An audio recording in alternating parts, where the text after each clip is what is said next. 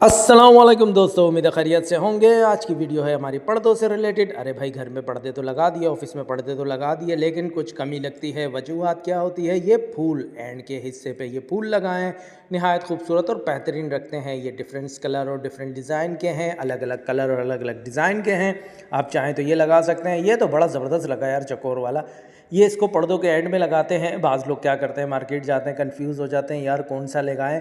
तो ये वीडियो देखिए और आपको बआसानी समझ आ जाएगा। उसकी आप स्क्रीनशॉट लेके, तस्वीर खींच के आप आराम से मार्केट जाके डिज़ाइन अपना पसंद कर सकते हैं। और आपका इससे टाइम बहुत ही कम लगेगा, क्योंकि आपको मालूम होगा कि आपने कौन सा डिज़ाइन लेना है। शीशे का हो, किन सा भी हो, काफ़ी सारे डिज़ाइंस हैं। ये मार्केट में बआसानी मिल जाते हैं, हार्डवेयर की दुकान पे, पर्दों की दुकान पे। अगर आपको भी लेना हो तो आप इस तरीके से ले सकते हैं। उम्मीद है वीडियो अच्छी लगी होगी। अपना बहुत सारा ख्याल रखिएगा।